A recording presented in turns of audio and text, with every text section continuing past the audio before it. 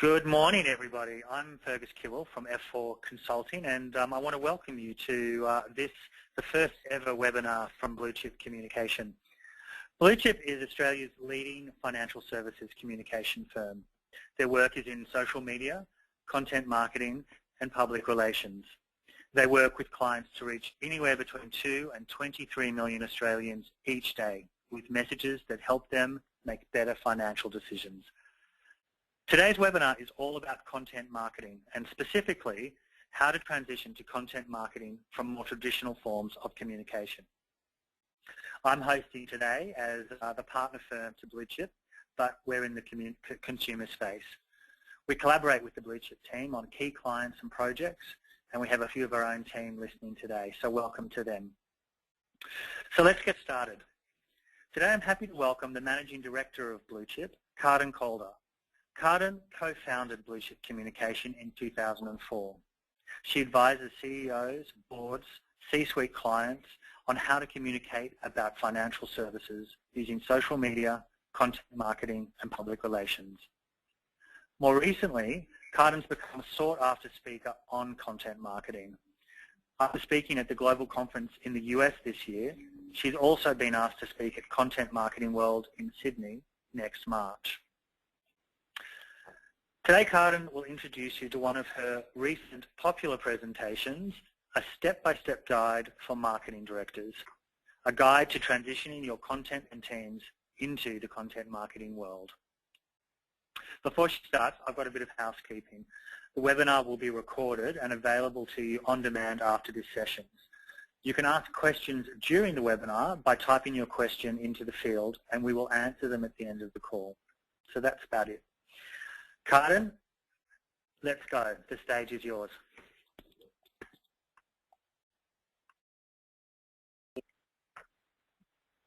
Thank you very much, Fergus, and welcome everybody.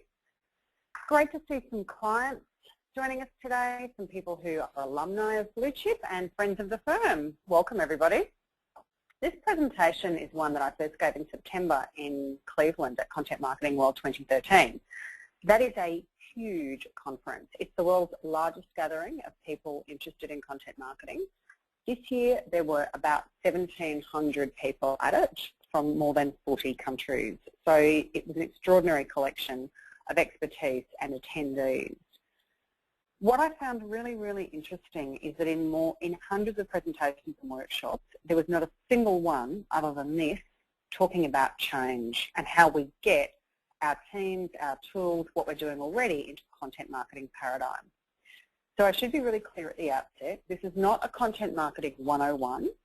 It is more for those people who are already thinking about how they transition what they have currently, whether it's communication, PR, digital, into a content marketing paradigm where all of that is much more integrated. I found it really odd that there were no sessions on change at Content Marketing World this year, and in fact I hadn't seen them last year either, because most of us, regardless of how big our teams are, have some form of marketing, some form of communication or PR, or some form of digital presence right now.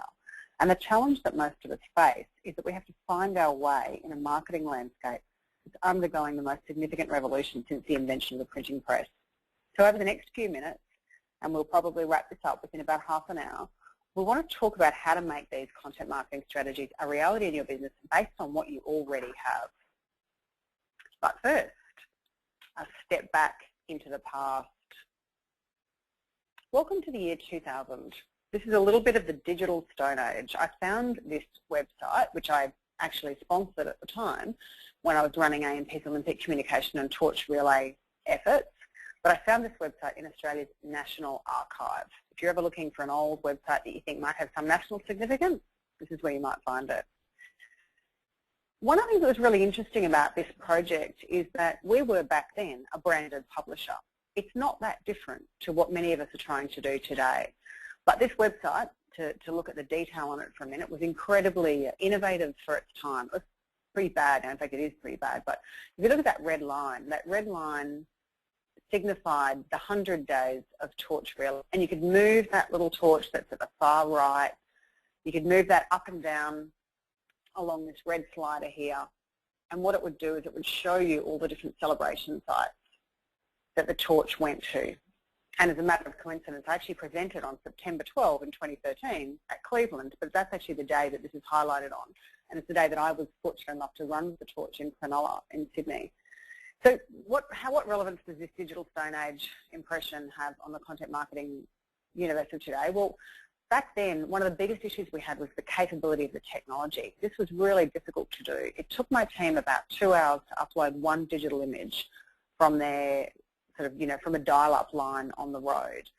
Getting internal buy-in around the organisation is incredibly challenging, but actually the stuff that people had to do every day on the road in order to get this kind of content out to our clients, our distribution partners, media organisations, other stakeholders who were interested in the project, our own staff, all of that stuff was incredibly difficult from a technical point of view. But some things were absolutely no different to the challenge we face today in content marketing.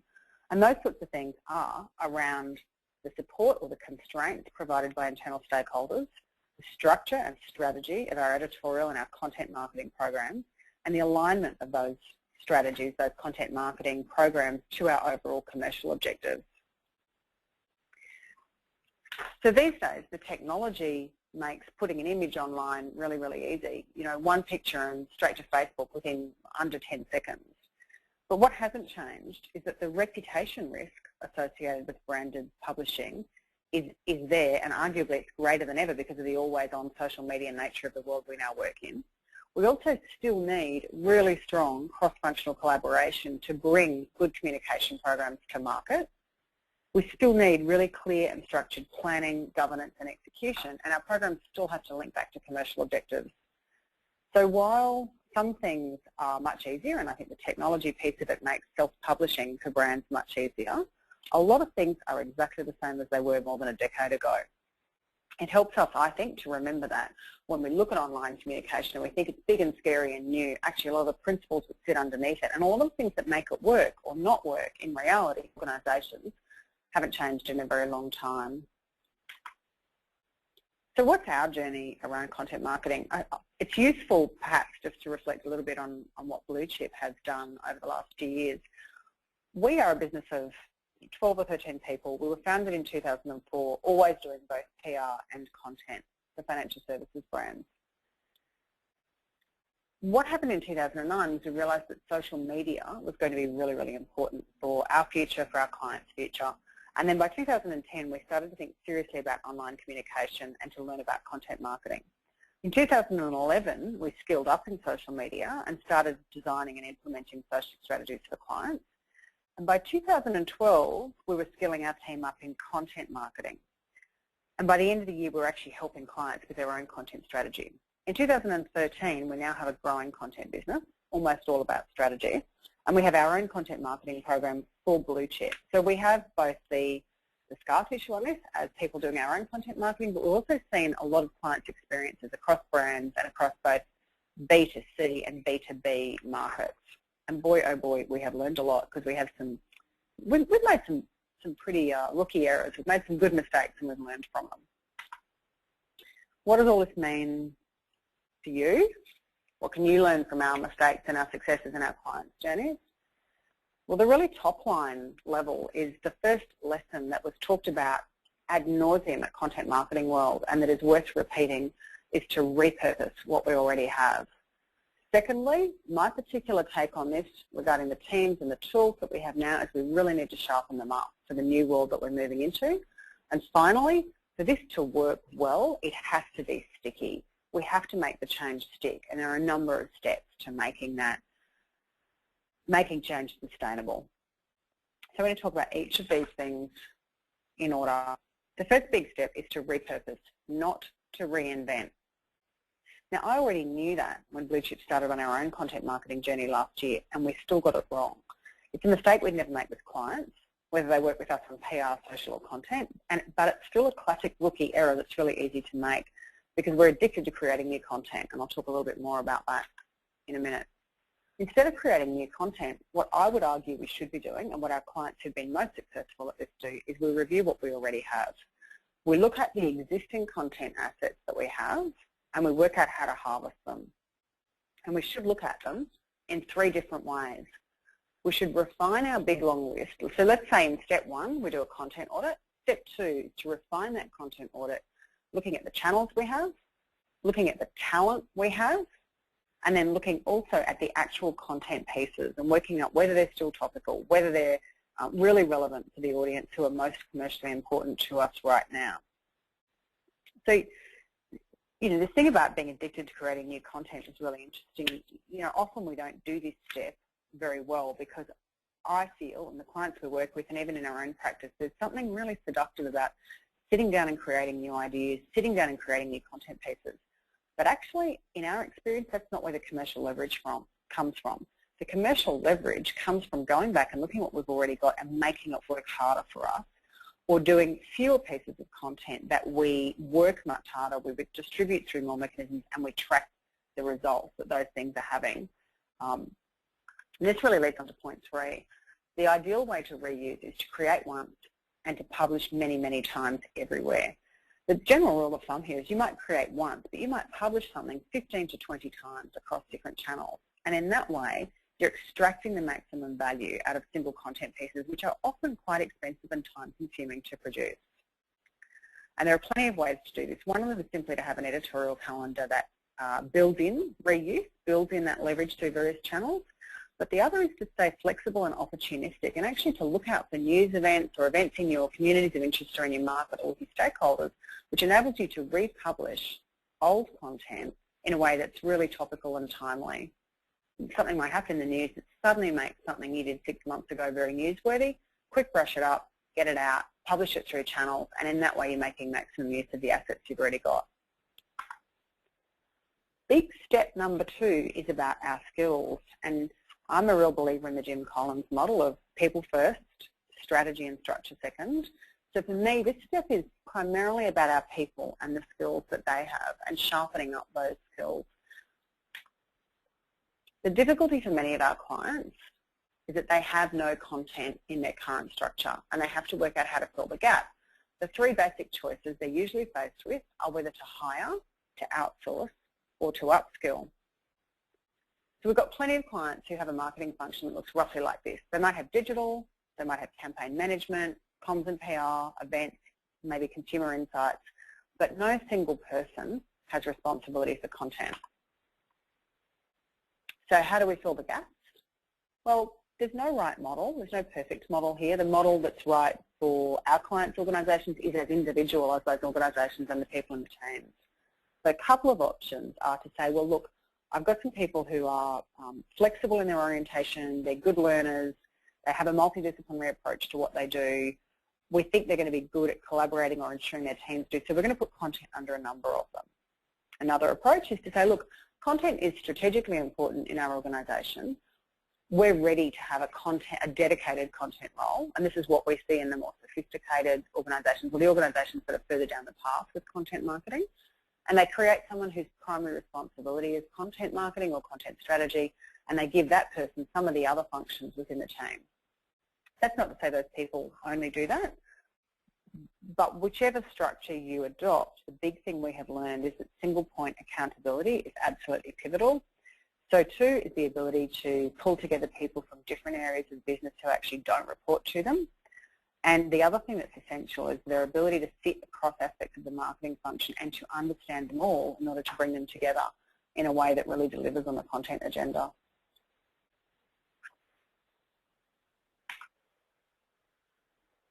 The next step in terms of sharpening skills is to coordinate and collaborate within the organisation. It's to align teams in the organisation, and it's to engage ambassadors. So this might be through cross-functional working groups. It might be through lunch and learn information and sessions for staff. It might be simply through one-on-one stakeholder engagement meetings. But whichever way we do it, we need to get some internal buy-in to this beyond the person with responsibility for content marketing and beyond the marketing department, or it just doesn't work. Secondly, ambassadors, brand ambassadors who take these messages or take these content pieces to market for us are absolutely pivotal. So we need to set about engaging them in a very planned and thoughtful way. If we don't, chances are it's actually not going to work for them or for us, and we're not going to get the commercial return from the content marketing program. But also, it's going to be much harder to get content marketing thinking, and actions happening within the organisation. We all know the power of high-profile internal supporters. This is about identifying those people and engaging them in the program so they help you get it done.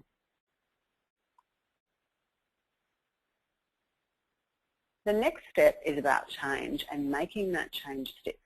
So let's say, excuse me, let's say we get all that stuff right. We have a functioning content marketing program. We have the people to do it. We've decided how much to outsource, to hire, or to upskill. The next step is to make those changes stick, because it all comes to naught if the changes aren't burnt in. Classic change management techniques always tell us to capture hearts and minds in order to lead change. Make no mistake here, the marketing often has to be marketed. So marketers have to adopt an orientation of leading a change in the company, really thinking about change management, talking to internal stakeholders and operating on both a rational and an emotional level.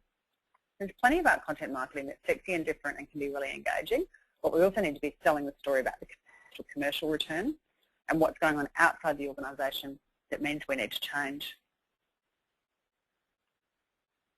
A good place to start with this is leadership, and a particular kind of leader. Excuse me. The kinds of leaders who are most important here are the people who can be stars with your content. PR people are really good at thinking about this. We think about talent. We think about the talent we want to take our company's messages to market, and we actively assess line executives against their ability to deliver the company's branded messages in the market. We have an opportunity here as content marketers to do exactly the same thing. Excuse me. And that is to take people from being zeros to heroes. When we do that with our content, they will take the content marketing agenda with them inside the organisation as they get promoted, as well as taking your content out to market with the business's key stakeholders to achieve commercial results. One of the most effective ways to get change happening within an organisation is to have high potential or high profile internal sponsors who are getting commercial results from adopting the approach. Finally, the third step to making change stick is to lock in systems and processes and to be very, very clear with the business about the commercial results that they are delivering. And this again comes back to selling the successes that come from delivering really good return on investment and making sure the business is aware of it. So when we talk about locking in systems and processes, we always think in our work with clients that the things that work are around meeting rhythms and action planning and all of those disciplines, all of those execution discipline pieces which help us repeat what we've done. So daily, weekly, monthly, quarterly, annually, what are the things that we are doing to lock this in? What is our daily cycle? What is our weekly rhythm? What is our monthly planning, our process and framework? What's our quarterly review, looking at KPIs and adjusting, and what's our annual planning cycle? If those things aren't baked in and being refined every time we do them, then we don't have repeatable processes and we don't really establish the change inside the business. And of course, ultimately, what really works here is showing the money. So being able to track ROI is absolutely pivotal, and there's a whole science and set of debates and discussion around that. But at the end of the day, as marketing folk, comms folk who are doing content marketing, we have to show the ROI, or it doesn't work for the organisation. There's no point investing in it. So by way of summary, the three things I've talked about are goal number one, repurpose what we have. Number two, sharpen our tools. Really make sure our people are up to the job and support them to do well. And finally, do things like capture hearts and minds to make it stick. Get those brand ambassadors who are also going to take your story inside for you. Thank you very much. And with that, I will hand back to Fergus. Thanks, Carter. That was terrific. I think you really made it very clear that there are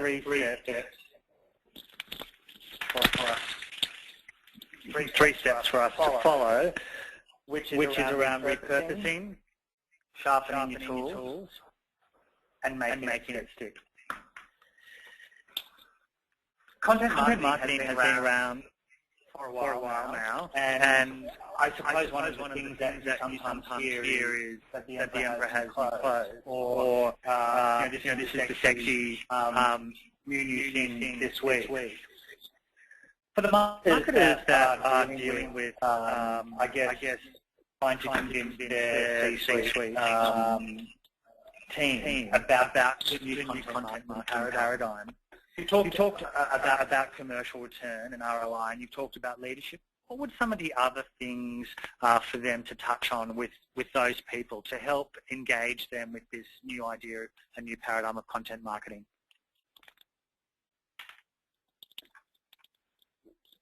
One of the things that's most effective in engaging leaders is actually showing them how you can help them in their own leadership journey with content marketing. When we develop high quality content for clients, and that goes out under their authored byline, and they get to take that to their own stakeholders, be they clients or other industry influencers, it's incredibly powerful for their leadership journey. You know, it helps them attract quality staff, it helps them win business, it actually drives their own profile. So sometimes self-interest can be a powerful motivator here, so yes. Yeah.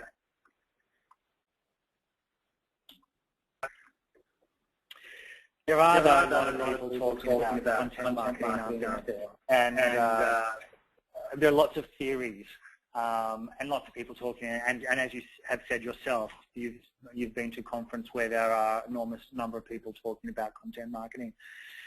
What's the biggest? I guess you're a practitioner. You work in the real world. You don't work in the world of theory. You're dealing with clients with real business issues and real problems. What's the gap that you see between what people are saying in theory of content marketing and what's actually happening in the real world with real clients?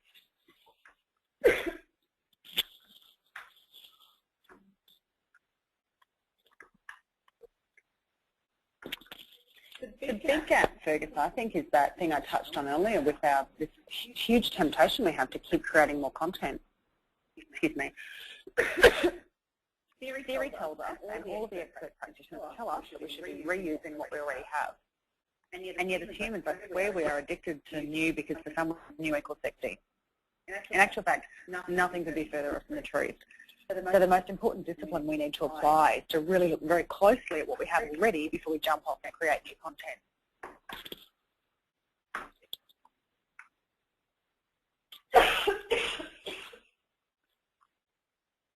I just want to go back, Harden, to one of the very important things that you mentioned when you were talking about making it stick, and going back to the earlier question about engaging the C-suite. And I guess at the end of the day, money does talk, and commercial return is important. We've had a question from one of the people listening to us today about specifically around ROI and impact metrics. And really, I guess, how do we pull apart the impact that the content marketing piece has and not allowing it to be confused with other factors that might be happening around it? So, for example, the efforts of the sales team. What can you do from a metrics point of view to demonstrate that it was actually the content marketing behind the success and the result and not something else? Fergus, it's a good question, and one I don't know that there's a simple and perfect answer for. Part of the answer lies in attribution analysis. So obviously as marketers and communication people, we really want to know what it was we did that drove a particular kind of behaviour or action, but it's not always easy to isolate it. So certainly I would say you can't tell that on a single campaign basis. What you can tell is that over time, if you run multiple campaigns over various periods of time, you start to see what the correlations are between certain sorts of activity that drive certain sorts of consumer or buyer or decision maker behaviour. Now, as much as we would all like to think that there's a nice software program that will do that for us, unfortunately, with all the sophisticated CRMs and sales process programs in the world, sometimes the only way to do this is still an Excel spreadsheet. And the global experts in content marketing freely say that as well. So the trick here is to be able to track a prospect from being a cold lead of some description all the way through their buyer or their decision-making journey to the point where they call a salesperson. And that requires the ability to capture their email address at the beginning and watch them the whole way through the process, and to deliberately move them through the process by giving them certain sorts of content at every stage of their buyer decision-making process. If we get that email address in the beginning and we actively, carefully, thoughtfully market to them with our pieces that bring them along the funnel, then by the time they hit a salesperson, it should actually be pretty easy to see they've already been on a journey, which leads them already a long way down the path.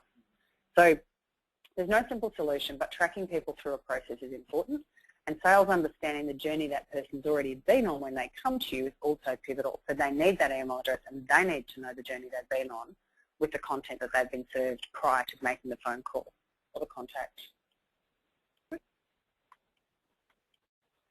I think that's absolutely true, and certainly from, I guess, my background in consumer marketing, we're seeing this a lot, and in fact I think we nowadays say that the funnel is no longer a funnel, but it's actually a continuous cycle, and the point at which you connect with your prospects could be at any part of that cycle, and indeed it continues after you've completed the sale. So it's really important, I suppose, for us to understand at what parts of the sales cycle or the traditional funnel, as it used to be called, the content is going to be used. I suppose that leads me to my kind of final question, which is one that we've been asked around why has financial services been so slow to adopt this approach. Seems that consumer firms have been there for a little while. Is content marketing really something which is suited more to consumer products, or does it really have a role to play in financial services? And how fast do you think this adoption and change is going to happen now?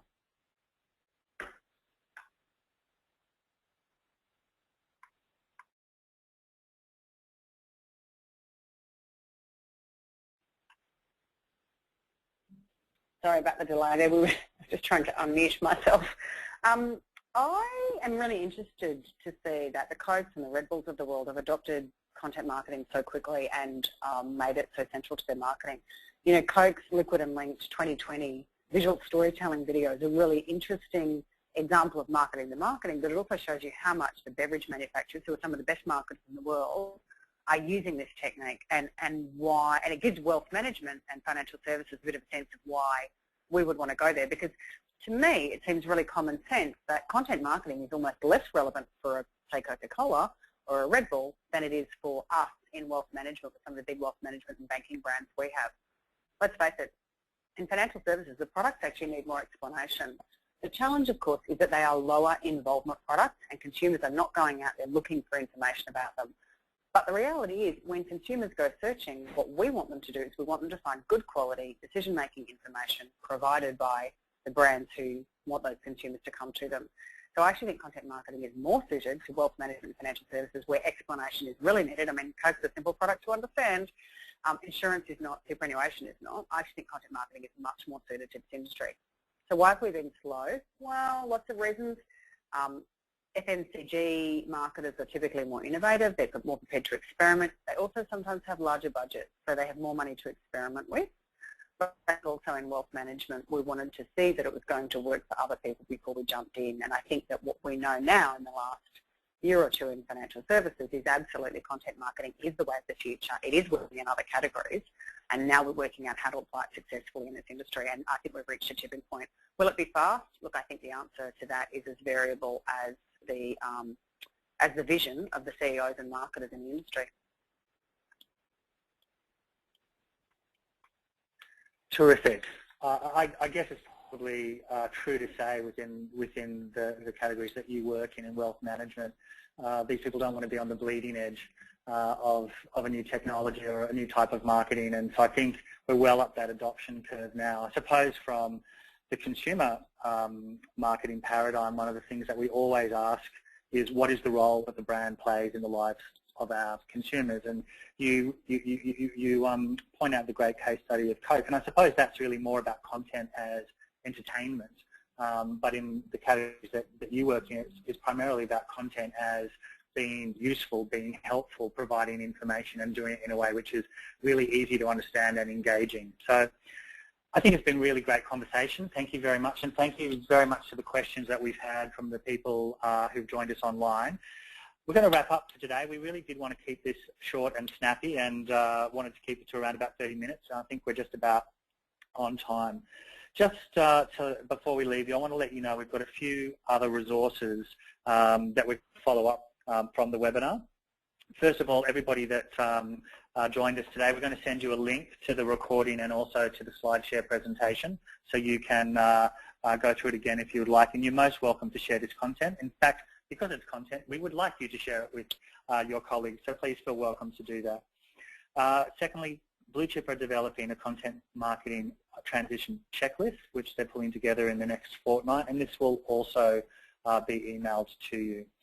There's also an ebook that is going to be exclusively shared with the participants of this webinar before a general release in December. So finally, Carden, thank you for today. I believe you're hosting a webinar with Kevin Kane from OpenView soon. I am indeed. December 10, Kevin will be sharing his experience with a VC company, a venture capital firm out of the US, and Kevin is someone who has got fantastic results to be able to show over the last 3 or 4 years. So I think his presentation gives us the beginnings of a great business case.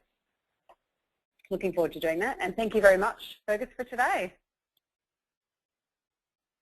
Thanks everyone for joining us.